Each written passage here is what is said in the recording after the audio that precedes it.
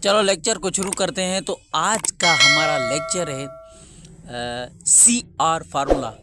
ये पाकिस्तान की हिस्ट्री में क्यों पढ़ा जाता है और ये क्या था, इसके बीच में क्या है क्या नहीं, इसको हम पहले उर्दू में डिस्कस करते हैं, बाद में मैं इंग्लिश में सेंड करता हूँ। और यहाँ पर आपको एक बात और भी सीखने को मिलेगी, आउटलाइन कैसे बनाते हैं इंग्लिश ऐसे की, और उसको पैराग्राफ्स में कैसे कन्वर्ट करते हैं, ये मैं आपको लास्ट में बताता हूँ। ठीक है। आप देखें कि CR फार्मूला एक बहुत ही इम्पोर्टेंट डॉक्यूमेंट है जो पाकिस्तान मूवमेंट के दौरान चल रहा था। ठीक है। जब पाकिस्तान के मूवमेंट्स हम डिस्कस करते हैं, जिसको हम लाहौर रेजोल्यूशन कहते हैं, लखनऊ पैक्ट कहते हैं, ये जो मूवमेंट है ना, ये सारे मूवमेंट इवेंट सत्याग्रह मूवमेंट में जो हमने डिस्कस किया पहले, इससे पहले हमने सत्याग्रह मूवमेंट को डिस्कस किया था। सत्याग्रह मूवमेंट में गांधी जी और उसके जो बाकी बड़े बड़े लीडर थे, उनको सत्याग्रह के मूवमेंट की वजह से सब लोगों को बरतानिया वालों ने, ब्रिटिश गवर्नमेंट ने जेल में बंद कर दिया था। ठीक है।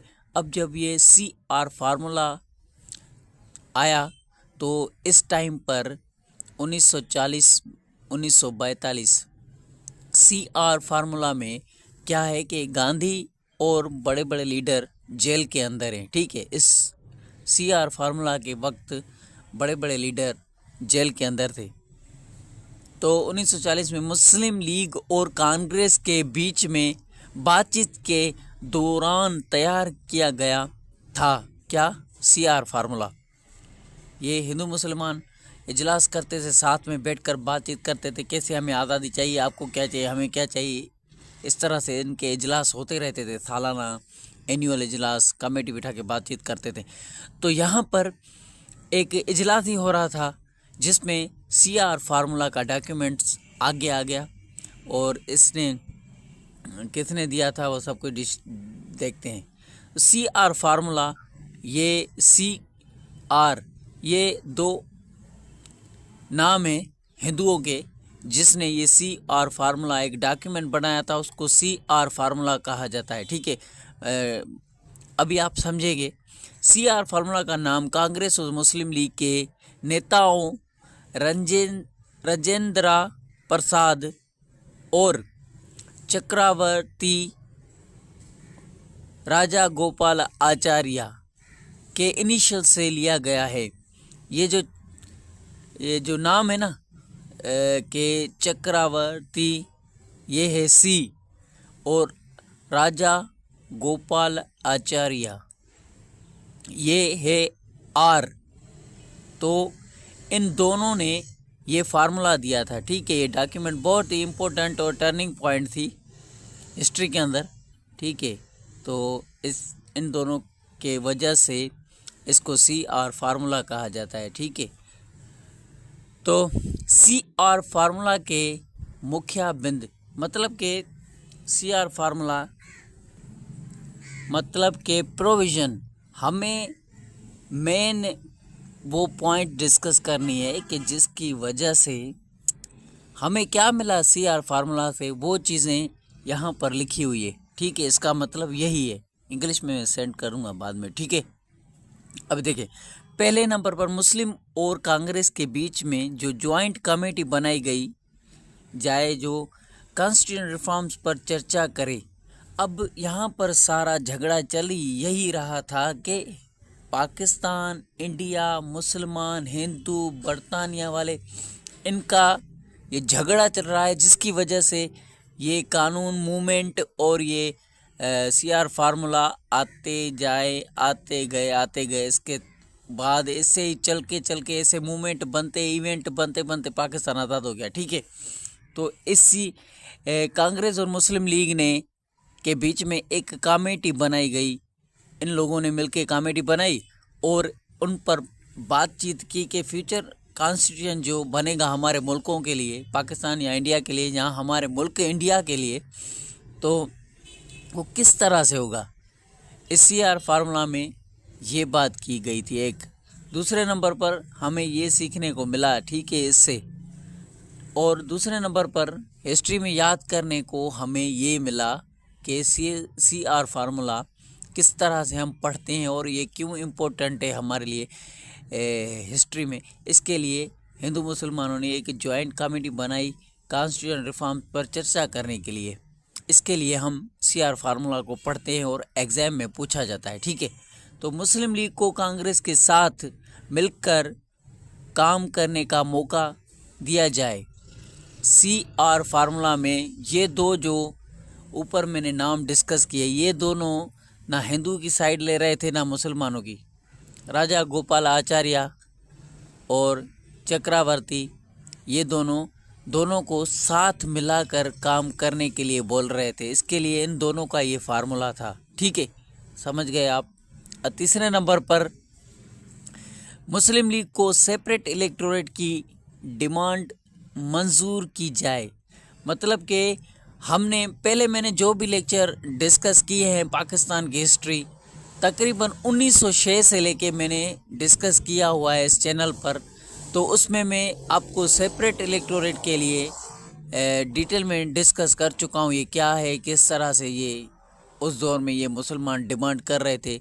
और चलते चलते यहाँ पर भी ये CR फार्मूला में ये भी कहा गया कि मुसलमानों को अलग जो है ना इंतखाबात अलग इलेक्शन की बात करते हैं, ये डिमांड इनकी मानी जाए तो फिर ही पाकिस्तान और इंडिया आज़ाद हो सकते हैं।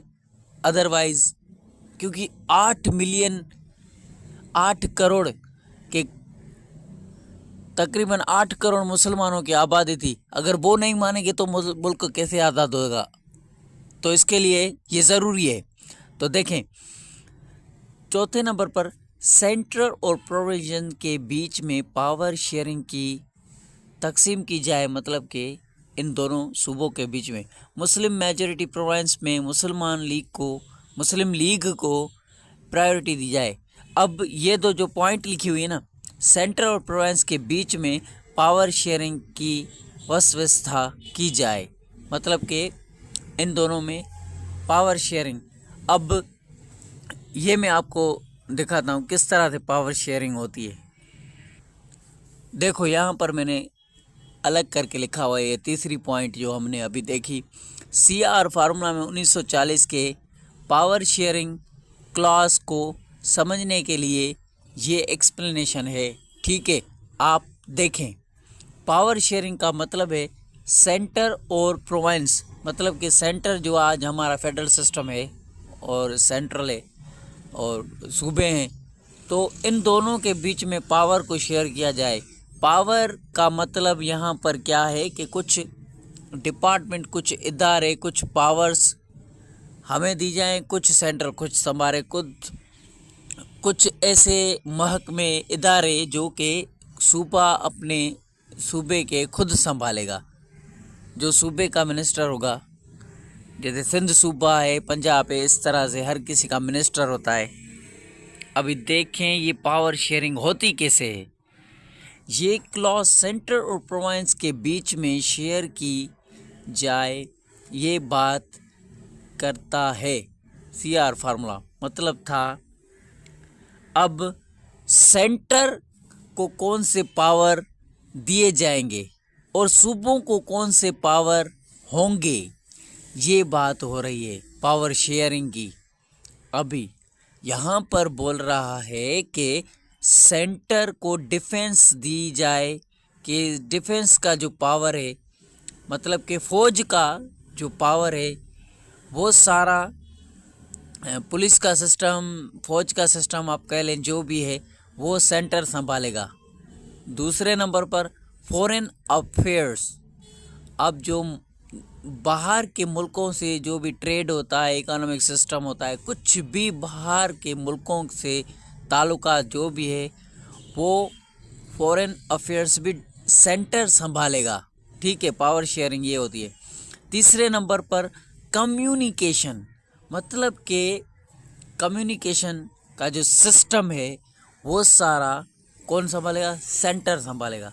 मतलब कि हर तरह से, हर जगह से अपनी कम्युनिकेशन, अपना राब्ता मुमकिन रखे, सूबों के साथ भी कनेक्शन रखे और अपने जो उनको डिफेंस और फॉरेन मिनिस्टर अफेयर्स हैं उन पर भी उनको कंट्रोल है, सूबों पर भी उनको कंट्रोल है। हर तरह की वो कम्युनिकेशन हर किसी से कर सकते हैं, सेंटर को इतना पावर है। और करेंसी पाकिस्तान की जो करेंसी है वो ऊंच नीच टैक्स कुछ भी वो सारा सिस्टम सेंट्रल संभालेगा। उसके बाद आता है सूबों के हाथ में क्या दिया जाएगा, सूबों को लॉ एंड ऑर्डर दिया जाएगा। मतलब कि सूबा अपने लिए कानून बना सकता है, सेंटर उसको सिर्फ यस करेगा, सिग्नेचर करेगा, फिर कानून वो लागू हो जाएगा। लॉ और ऑर्डर सूबा अपने लिए बना सकता है, ठीक है। तो एजुकेशन सूबा अपनी खुद संभाल सकता है। सेंटर से फंड आता है तो वो एजुकेशन का सिंध का आता है तो सिंध के पास आएगा, पंजाब का आता है तो पंजाब के पास आएगा, दिल्ली का आता है तो दिल्ली के पास आएगा, सूबों के पास आएगा। सूबों के पास आएगा तो वो अपनी एजुकेशन को बेहतर उससे कर सकते हैं, करप्शन ना करें तो। आगे चले, हेल्थ। अब सेहत और हॉस्पिटल्स का सारा खर्चा और सारी मेंटेनेंस जो भी उनको कौन संभालेगा, वो सूबा खुद संभालेगा। उसका सेंटर से कोई भी ताल्लुक नहीं है, सेंटर को सिर्फ पैसे देने हैं, फंड पहुंचाना है। फिर वो सूबे के जो मिनिस्टर होते हैं उनको हेल्थ का काम करवाना चाहिए, हॉस्पिटल्स बनाने चाहिए, हॉस्पिटल में हर चीज़ मौजूद होनी चाहिए। और एग्रीकल्चर को भी सूबे खुद संभालेंगे। मतलब कि सिंध में जो फसल हो रहा है उन फसलों को, चाहे वो खाने पीने की है, चाहे वो कपास है, राइस है, वीट है, जो भी है, सब्जियां हैं, वो सिंध में बन रही है तो सिंध सूबा उसको खुद हर चीज़ उसका कंट्रोल होगा सूबे का। और पंजाब में कुछ हो रहा है एग्रीकल्चर में तो वो खुद संभालेगा सूबा, सेंटर का इसमें कुछ भी नहीं। तो लोकल सेल्फ गवर्नमेंट जो होती है वो सूबे की अपनी होती है। जैसे कि सिंध सर्विस पब्लिक कमीशन होती है, वैसे ही ये लोकल सेल्फ गवर्नमेंट सिंध की होती है। और पंजाब की अलग होती है, हर सूबे की लोकल सेल्फ गवर्नमेंट अलग होती है, ठीक है। तो इस सेल्फ गवर्नमेंट को फेडरल सिस्टम से कोई भी ताल्लुकात नहीं होता है अंदरूनी तरीके से जो बड़े लॉ बनते हैं वो, लेकिन सूबा अपनी मर्जी चलाता है। तो ये कुछ पावर शेयरिंग की बात की गई, तो थोड़ा और भी डिटेल में डिस्कस करते हैं। सेंटर और प्रोविंस के बीच में पावर शेयरिंग की जो बात की जाएगी, तो प्रोविंस को अपने मैटर्स में ऑटोनॉमी दी जाएगी, मतलब कि सूबों को खुद मुख्तियारी दी जाएगी। सेंटर और प्रोविंस के बीच में कोऑर्डिनेटिंग की जाएगी, ठीक है। तो यहाँ पर ये मैंने भी लिखा है, अभी ये भी लिखा है, ये coordination between central and province class को समझने के लिए ये एक्सप्लेनेशन है। अभी हम टॉपिक्स की तरफ वापस चलेंगे, थोड़े एक्सप्लेनिंग की ज़रूरत है, फिर आपको समझ में आ जाएगा कि ये चीज़ें होती क्या है। जो लिखी होती हैं बस ऐसे ही पढ़ी नहीं होती ना, उसको समझना होता है, समझ के याद करने में बहुत आसानी होती है। देखें हम टॉपिक CR फार्मूला के पास वापस जाएंगे, पर उनमें जो वर्ड्स जो टर्म्स यूज़ हुए हैं, जो कि प्रोविज़न, हमें उससे क्या सीखने को मिला उसकी तरफ हम वापस चलते हैं। तीसरी पॉइंट को हम डिस्कस कर रहे हैं, चौथी पॉइंट भी अभी वहाँ पर है। तो coordination between centre and province क्या था, ये क्लास सेंटर और प्रोविंस के बीच में कोऑर्डिनेटिंग की व्यवस्था थी, बात करते हैं। ये हिंदी में लिखा हुआ है लफ्ज़ व्यवस्था, ठीक है। अभी देखें, ज्वाइंट कॉन्फ्रेंस सेंटर और प्रोविंस के रिप्रेजेंटेटिव के बीच ज्वाइंट कॉन्फ्रेंस हो सकता है। मतलब कि कोई भी नुमाइंदा है, सेंटर का है, एक आदमी है, एजेंट है, वो सेंटर से आकर सूबों से एक ज्वाइंट कॉन्फ्रेंस कर सकता है। मतलब कि कोई भी कानून है, कोई भी ऐसी चीज़ है, वो मिल बांट कर बैठ कर बातचीत कर सकते हैं, कैसे किया जाए कैसे नहीं किया जाए, ठीक है। और सलाह मशवरे के लिए भी सेंटर और प्रोविंस एक साथ बैठ सकते हैं, किसी कानून पे हो, कोई भी चीज़ हो। और कॉपरेशन, एक दूसरे के साथ कॉपरेशन कर सकते हैं। झगड़े भी एक दूसरे से, डिस्प्यूट मतलब कि झगड़ा नहीं होता है, किस्म का मज़ाहमत होती है, रेजोल्यूशन होती है। सेंट्रल और प्रोविंस के बीच में डिस्प्यूट्स रेजोल्यूशन मतलब कि कोई झगड़ा चल रहा है उसको सॉल्व करने के लिए भी ये अहम है। अभी हम टॉपिक की तरफ चलते हैं। आप समझ गए होंगे कि ये टॉपिक क्या था। आप देखें कि मुस्लिम लीग को सेपरेट इलेक्टोरेट की डिमांड मंजूर की जाए, सी फार्मूला में कहा गया। ये 3-4 पॉइंट थी जो हमें मिली। चौथे नंबर पर सेंट्रल और प्रोविंस के बीच में पावर शेयरिंग की बात की गई कि पावर शेयरिंग कैसे होता है, हमने उसको डिस्कस कर लिया। डिफेंस किसके पास होगी, कम्युनिकेशन किसके पास होगी, एग्रीकल्चर किसके पास होगा, ये मतलब कि हमने बात की। ठीक है। 5वें नंबर पर मुस्लिम मेजॉरिटी प्रोविंसेस में मुस्लिम लीग को प्रायोरिटी दी जाएगी। अभी आपने मेरे पहले लेक्चर देखे होंगे, हिस्ट्री तो सारी पढ़नी पड़ती है। इसके लिए अगर आप मेरे चैनल को फॉलो करेंगे तो मेरे ही सारे लेक्चर देखेंगे तो आपको कनेक्टिविटी मिलेगी हर एक वीडियो की। कि अभी हमने लखनऊ पैक्ट देखा हो, लखनऊ पैक्ट के बाद कौन सा इवेंट हुआ, फिर उसके बाद कौन सा इवेंट हुआ, एक लिस्ट बनी होती है, उस तरह से हम डिस्कस करते आ रहे हैं। ठीक है। तो मैंने ये बात बहुत क्लियरली अच्छी तरीके से समझाई है, अभी फिर से समझाता हूँ। मुस्लिम मेजॉरिटी प्रोविंस में मुस्लिम लीग को प्रायोरिटी दी जाए, मतलब कि वेटेज दिया जाए। वर्ड्स की चेंजिंग होती रहती है लेकिन मीनिंग सेम होती है। वेटेज दिया जाए, कहीं पर लिखा होता है वेटेज दिया जाए, कहीं पर लिखा होता है प्रायोरिटी दी जाए। इसका मतलब ये होता है कि सूबों को अहमियत दी जाए। ठीक है। जहाँ पर मुसलमानों की आबादी ज़्यादा है तो वहाँ पर मुस्लिम लीग को, मुसलमानों की एक पार्टी थी मुस्लिम लीग, जैसे कि PTA, PPP और नून लीग, ये पार्टीज़ है ना, इस तरह की से मुस्लिम लीग मुसलमानों की पार्टी थी। कांग्रेस हिंदुओं की पार्टी थी। ठीक है। उस दौर में हिंदू मुसलमान क्योंकि साथ थे सब कंटिनेंट में, बड़े सगीर में।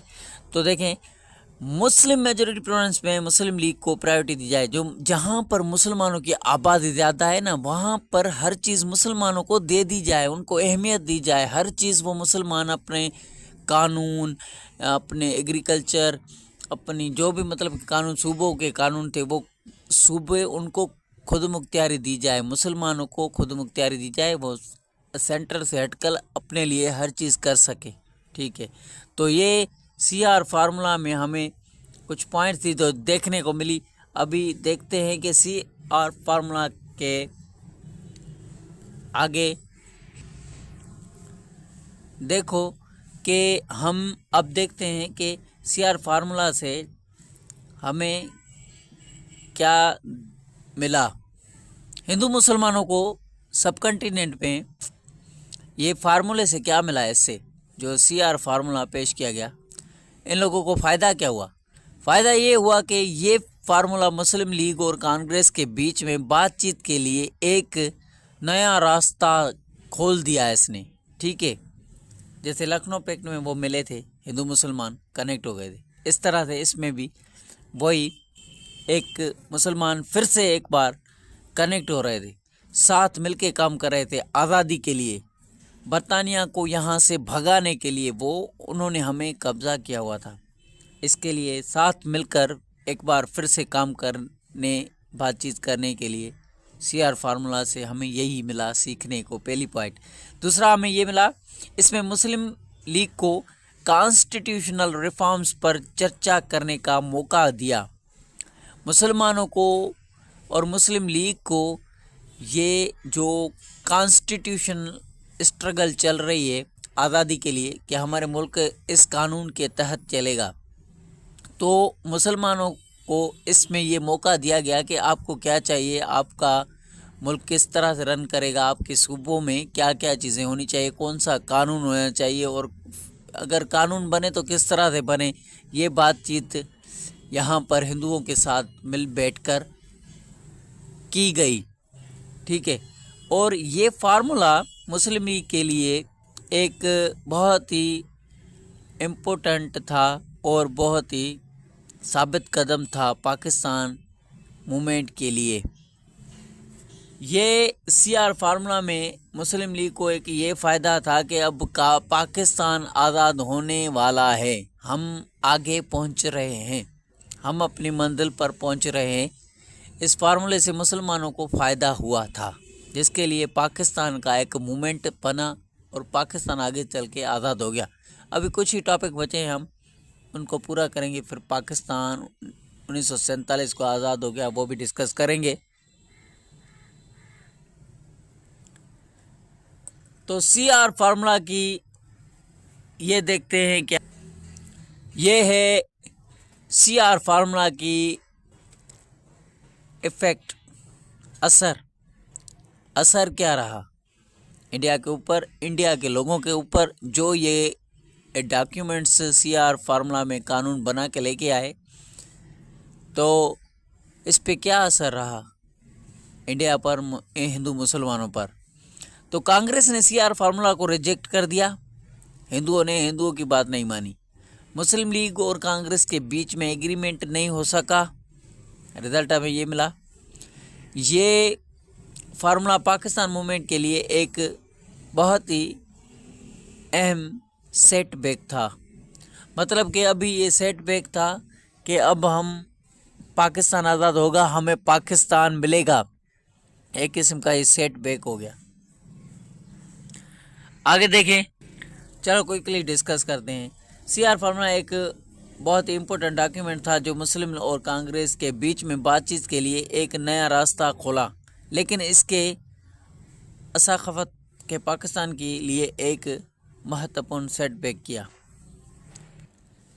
यहाँ पर मैंने जो सब कुछ डिस्कस किया, कुछ हिंदी में लफ्ज़ थे, कुछ उर्दू में थे, अभी फुल इंग्लिश में देखें। CR formula proposal present by Chakravarti Rajagopalachari, ये सब कुछ देखें, इस तरह से लिखा हुआ है। इसका इंट्रोडक्शन, फिर हमें प्रोविज़न उससे क्या मिला, फिर उससे हम देखते हैं इसकी इम्पोर्टेंस क्या थी। इसकी इम्पोर्टेंस ये है कि कोशिश की गई कि ब्रिज बनाने के लिए, जैसे कि लखनऊ पैक्ट में की गई थी, recognise Muslim League as a representative of Indian Muslim, address Muslim concern about the representation and power sharing, ये हमने बात कर ली, ठीक है। और ये रिजेक्ट हो गया। Muslim Congress working committee reject the formula, Muslim League felt it didn't adequate address their demands. Muslim League ने कहा ये हमें काफ़ी खोलकर डिमांड्स जो हमारी है वो पूरी नहीं होगी। तो इसका असर ये रहा, हम डिस्कस कर चुके हैं। Historical context, the CR formula was proposed during the critical period in Indian history with the World War II, और इस वक्त में वर्ल्ड वार सेकंड भी चल रही थी। ये हम क्रिस मिशन में हम सेकंड वर्ल्ड वार को डिस्कस किया है वो थोड़ा बहुत, लेकिन ये वर्ल्ड वार 1, वर्ल्ड वार 2, इसका हम अलग अलग से लेक्चर बनाएंगे, ये बहुत बड़ी है, तो यहाँ पर इसका कोई अभी वास्ता नहीं है। आप इस टॉपिक को समझे जो हमने आपको बताया है। Underway and the Indian independence movement gaining the momentum, इसने एक बहुत ही अच्छा मूवमेंट बना दिया, हासिल किया, हमें एक चीज़ मिली, हमें आज़ादी का मूवमेंट था। और formulas rejected contribute to the eventually partition of India and the creation of Pakistan 1947। तो आखिरकार ये इवेंट होते गए, हिस्ट्री में झगड़े फसाद ऊंच नीच होते होते आखिरकार पार्टीशन हुई इंडिया की और पाकिस्तान आज़ाद हो गया। अभी हमें कुछ 6, 7, 8 टॉपिक्स और बचे हैं जिनको हम डिस्कस करेंगे, तो हमें क्या मिलेगा, हमें मिलेगा कि पाकिस्तान अब आज़ाद होने वाला है। फिर आज़ाद होने के बाद जो प्रॉब्लम थे वो डिस्कस करेंगे। इम्पोर्टेंस डेट लिखी हुई है कि किस तारीख को ये आया, कि ये क्या हुआ क्या नहीं हुआ। मेन की फिगर का मतलब होता है main personality, main people, main लोग इसमें कौन थे। की फिगर्स का मतलब है मेन पर्सन, ठीक है। चक्रवर्ती राजा गोपालाचार्य था कांग्रेस का, मोहम्मद अली जिन्ना था मुस्लिम लीग का लीडर, ठीक है। The Seed Farmer remain important chapter in Pakistan's history. highlighting the complexity of the Indian politics during the freedom struggle. Thank you. Keep watching. Stay connected. Like, subscribe, and stay with me.